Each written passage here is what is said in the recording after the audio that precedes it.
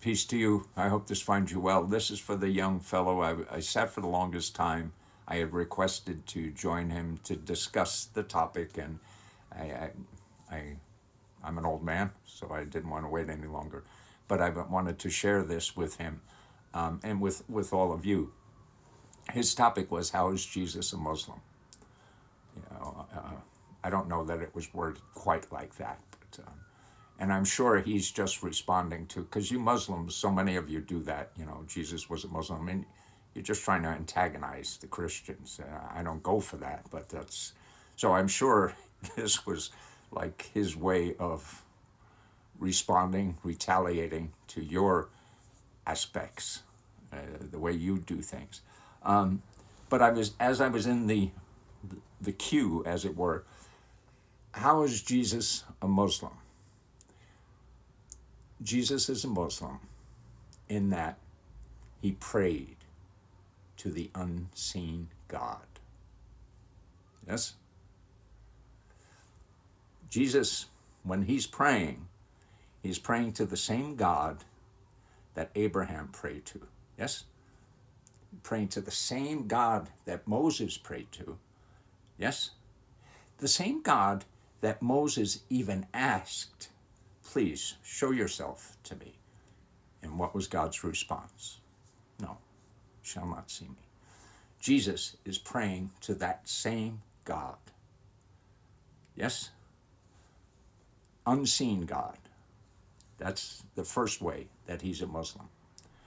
The second way that he's a Muslim, and it was curious that you actually referenced this as I was waiting. I watched you do this. You referred to the Garden of Gethsemane, which is a perfect way to illustrate what Islam is. And Islam is the submitting to the Lord God Almighty, the God of Abraham, the God of Moses, the God of Jesus. He submitted in Gethsemane, yes? Nevertheless, thy will be done. That's how he's a Muslim.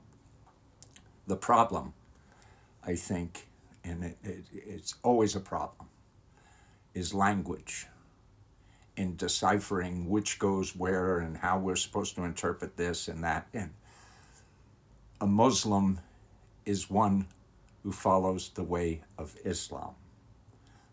Islam is submission to the one true God.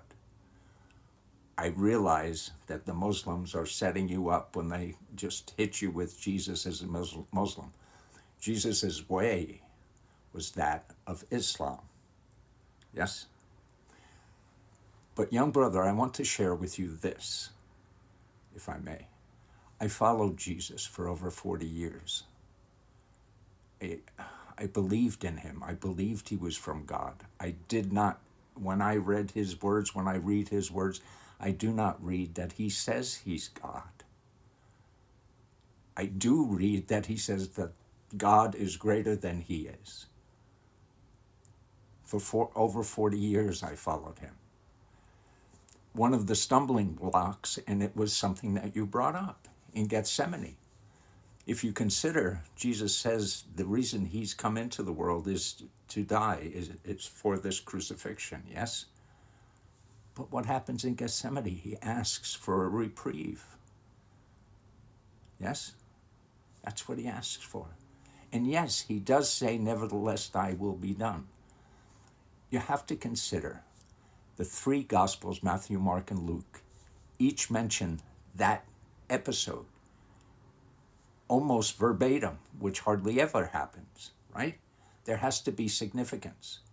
When I was led to Islam, I realized that the glory and the majesty of the most loving, most compassionate, most forgiving God spared Jesus that crucifixion. He spared him from that crucifixion. If you're going to ask questions about where Jesus is and how this happened, and I can't answer those kinds of things. But I will ask you this. Which is greater, love or sacrifice? Now, most Christians would say, oh, sacrifice or obedience, that is greater. Isn't God love? Is there anything greater than love? According to your scriptures, God is love, isn't he? So love is greater than sacrifice. And being led to the Quran to understand that, absolutely glorious. Hopefully we'll get to talk someday. Peace.